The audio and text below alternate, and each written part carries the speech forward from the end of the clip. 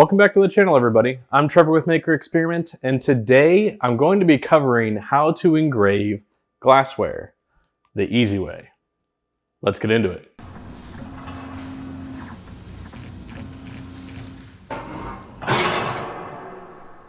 I've done a couple of videos in the past on how to engrave glass, and in this one I'm going to be doing basically the quick way to do it, as well as the tips and tricks. So first up, make sure you have your glassware. This is just a whiskey glass.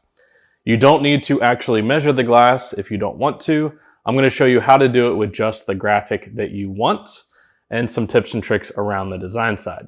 So let's jump over to the computer and I will show you how to do the design. Here's the design that I'm going to be using for the glassware.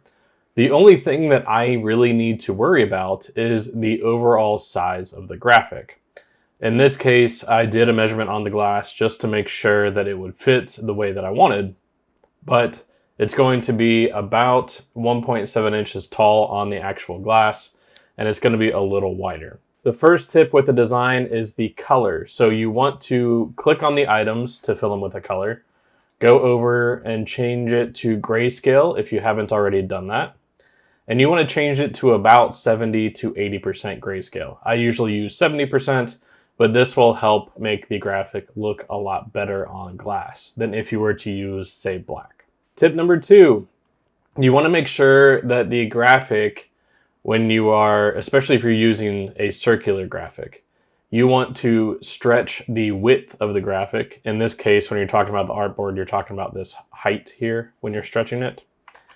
You want to stretch that by about 10% versus whatever it was initially. This will help your circular items stay circular and not get warped or look like an oval. As far as sending this over to the laser, I'm going to be using an Epilog laser. I can put this anywhere in the screen that I want to, and then go ahead and hit print on my artboard and send it over to the laser. If you're using an Epilog, all you have to do is go to Advanced, click on centering point of center, click on the rotary, go back to your preview, put in your settings. In this case, I have a preset setting for whiskey glasses where I'm using a 300 DPI resolution, 35% speed, 100% power. I use a Jarvis dithering if you have that option. And then I just make sure the air assist is on, and then I will hit print. Now that it's at the laser, we're going to put the glass in and I will show you what to do next. When setting the laser up, you're going to put your glass in the laser, grab your focus gauge and stick it on the front end of it.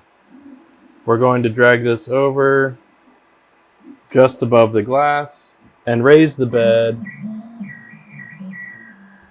until it touches the glass. Then we're going to drag it over to the end. Make sure that it's level by adjusting with the little roller down here. There's a little knob here on the end. You would turn this to either raise or lower this side of the glass. So you're going to adjust it until it's just touching the glass to match the other side. And that part's done.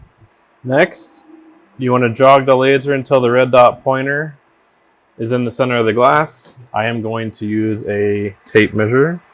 That is about where I want it to be. So we're going to leave this set up just like that. Based on where the position is, we then need to hit our centering point to set where the center point is. And this is what the engraving is going to use. We're going to go back to our job, click it, and then click play once we close the door. Let's go ahead and machine it.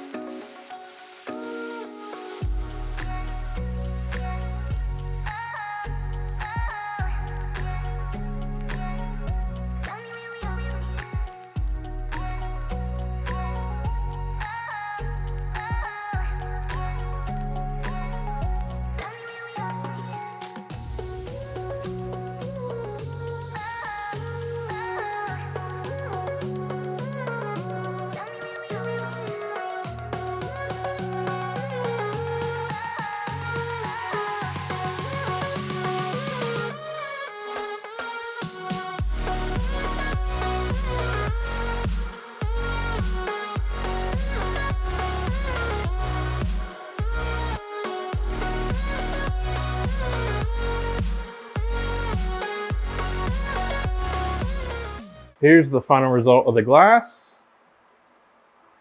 Looks nice. As long as you follow those few tricks, you'll get a great looking glass every time. Hopefully this video was helpful. If it was, give it a thumbs up, subscribe to the channel, and turn on notifications so that you know when I come out with new videos.